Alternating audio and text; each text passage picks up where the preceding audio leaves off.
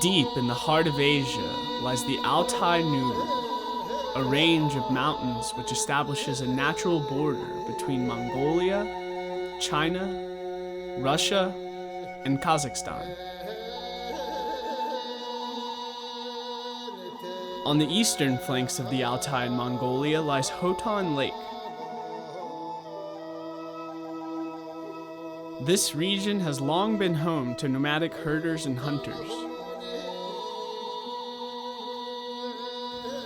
Present-day Kazakh herders set up camp here during the fall and spring seasons, typically making 4 moves each year.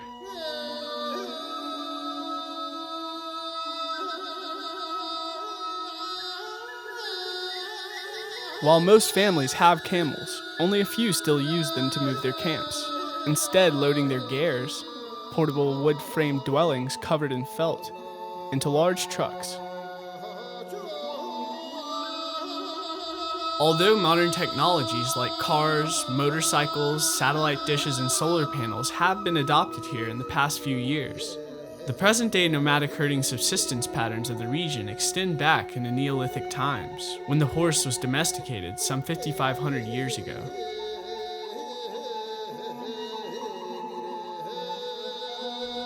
The waves of cultural migrations that have occurred here through the years can be placed into these broad periods for the region.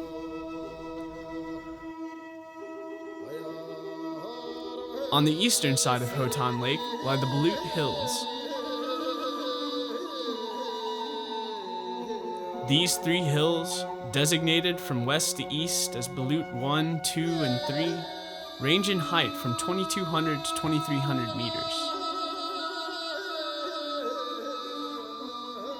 With the advance and retreat of glaciers in the late Pleistocene, a large portion of the rocks on these hills were smoothed and polished into planar surfaces, and on these the various peoples of this region have made rock art for millennia. Subject matter often represented in the rocks include ibex, yak, the Mongolian deer, horses,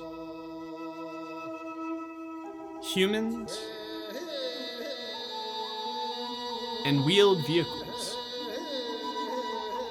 These images have been carved into the rocks by means of different techniques, such as pecking, stippling, abrading, and incising.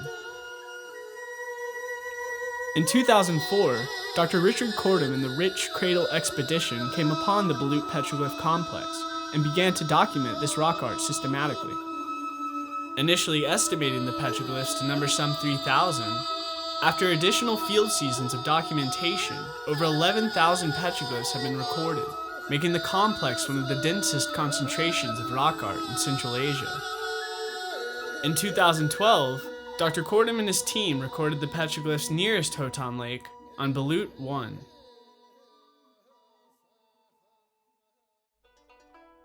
This is the bottom reaches of Balut 1, which you see behind me. This is what we call Balut 1D, the lower hillside, and this is the lowest panel nearest the lake shore, which we call Balut 1D Kappa. This is a very exciting panel of rock art that has images that date back to the Stone Age, images from the Bronze Age, Iron Age, Turkic and medieval periods, all the way up to ethnographic or modern times. Beside me here on the left, we have one of the oldest images, a stag which predates the Bronze Age, which is possibly as old as the Upper Paleolithic, one of the oldest images here at Balut, of a beautiful stag. As you can see, it has an outline pecking, very deep and very dark. These are things that help us to date it. And it has a pecked profile on its head and breast, which is very typical of this early period. And moving across the rock face, being careful not to scratch any rock with images on it, we come to some other panels that are very exciting. Over here to my left, hiding in the lichens, is another stag pointing in the other direction. pecked deeply in a profile, which is to say its full body is pecked in. This is also a very early image that predates the Bronze Age in what we call the Archaic period, which includes the Neolithic, Mesolithic, and Paleolithic. It's probably one of the older periods there. And to my left below, we have a wonderful scene of early Bronze Age, late Neolithic horses, two herds coming together. And above them is what is perhaps the oldest figure on the rocks here. A human figure with very long fingers and long feet, wearing probably a feathered headdress, quite possibly a shamanic figure, which almost certainly dates from before the Neolithic period, possibly the Paleolithic. And a number of very archaic, ancient Stone Age bulls, very deeply pecked, very dark, very beautiful, with incredibly accurate anatomical features.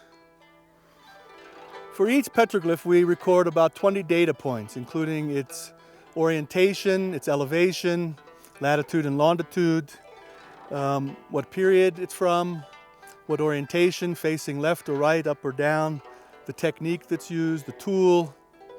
And we make recordings with photographs, and we also, in exceptional cases, record through tracings on plastic.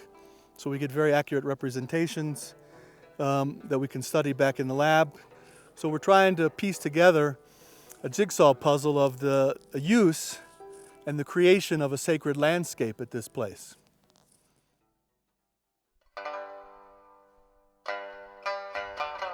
The petroglyphs at Balut are dated according to their groove depth and profile, color and repatination, datable events represented such as extinctions and the first appearance of technologies like stirrups and other tools, specific styles which can be compared to petroglyphs in other nearby regions, and superimpositions.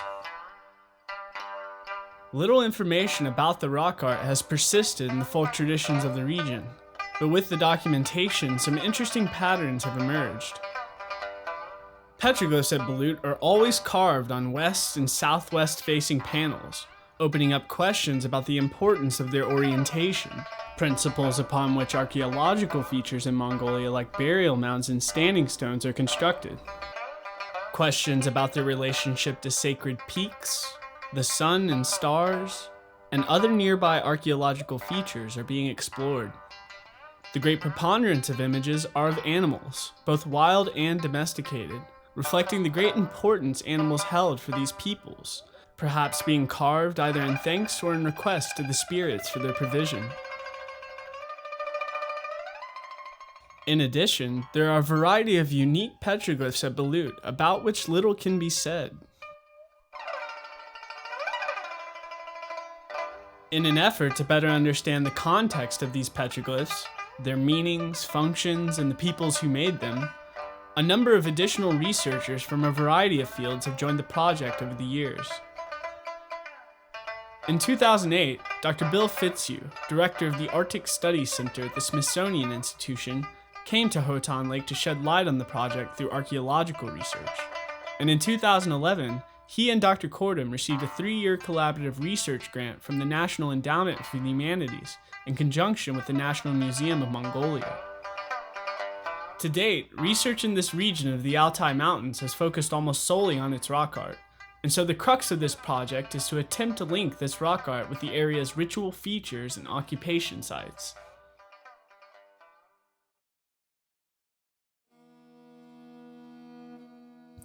I've been working on the archaeological work along with a team of Mongolian scholars, and we've excavated maybe 40 sites over the period of time. This past summer, almost 25 or 30. And they range from sites that are probably 6,000 or 7,000 years old to the medieval time period, around 1500, and some studies of ethnographic camps as well. I think one of the surprising things for me is how much of the archaeological finds we've made relate to spiritual culture, either burial mounds were quite common around here, and we've excavated some that go back as early as 4,000 years. But the other thing interesting, I think quite interesting, is the fact that a lot of the sites that we find are ritual sites that are not burial sites, but they're some sorts of offering or sites to offer materials or animal smoke or bones or sacrifices to the spirits and to the gods that people believed controlled their destiny here. So even yesterday we were digging on a site that's probably a Turkic site with two standing slabs enclosed in a square box, and alongside the outside of this box we found a little hearth with burned bones in it, a lot of charcoal. It looked like the fire had been smothered and to make smoke to rise up into the sky, and it seems like this is one of the ways people would offer praise for thanks for animals that have been made available to them and hopes for good weather and so forth. And this is very similar to the kind of tradition which people have here today, known as the Ovo tradition, in which they make annual celebrations that make offerings to the spirits and hopes of good weather, of healthy animals and productive herds and so forth. And this is only one of many sites of this type that we've seen. Another one a few days ago, we found a large charcoal-filled hearth full of bones and a little place where they may have slaughtered animals before burning their bones and flesh to rise into the sky. Some of the excavations that we've conducted have produced some interesting artifacts, especially one site which was a standing stone site, probably Turkic time period, in which we found a birch bark quiver. And this was buried under some slabs in a ritual enclosure of this small site. The quiver had some iron fastenings to attach a lanyard to hold it to your belt or your shoulder. And inside the quiver there were 3 arrows. The wood had not been preserved, but we found the iron tips of the arrows all in place. And this was in one of these offering sites. It may have been a site that honored a particular person, but it may have been something just to offer hunting weapons to the gods as a way to facilitate the success of either war or animal hunts and so forth. And we found in one Herricksur, which is dating probably around 2,700 years old, we found the body of a very small individual, probably adolescent, early adolescent, who seems to have been a midget, a very, very small person, but given beautiful burial tradition in a large stone complex burial mound. And no artifacts are found, as that's customary in that particular culture. In another site, dating perhaps even to an earlier time period, we found the body of a woman, probably quite an old woman. Her teeth were very worn down, and we found her wrapped in some fabric-like material, perhaps felt or a blanket of some kind, buried in a stone coffin underneath the mound. So we have quite a few interesting finds like this that have come from the burial sites. This is probably only the first really intensive archaeological expedition to the Khotan area. We hope in the future that more work can build on what we've done, and there'll be wonderful new discoveries, I think, as well.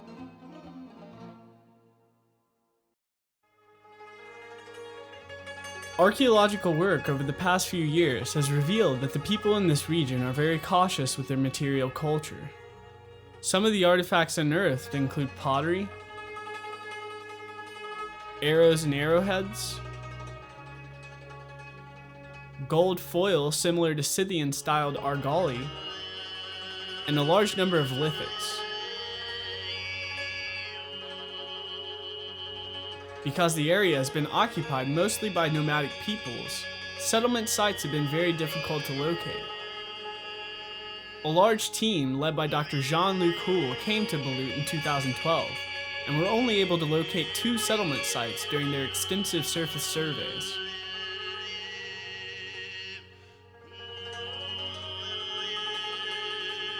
In 2011, Dan Cole, GIS coordinator of the Smithsonian Institution, came to the Hotan Lake area. Hiking up to 15 kilometers per day, he recorded the GPS positions of over 1,800 features in the summer of 2011 and another 2,000 in 2012. With this data, he has generated a variety of maps and models in order to discern patterns in the use of the landscape here throughout the different cultural periods. Dr. Kortum and Dr. Fitzhugh have applied for further funding to continue research in the region, and this data will be crucial for making connections with nearby unexplored regions as the project expands.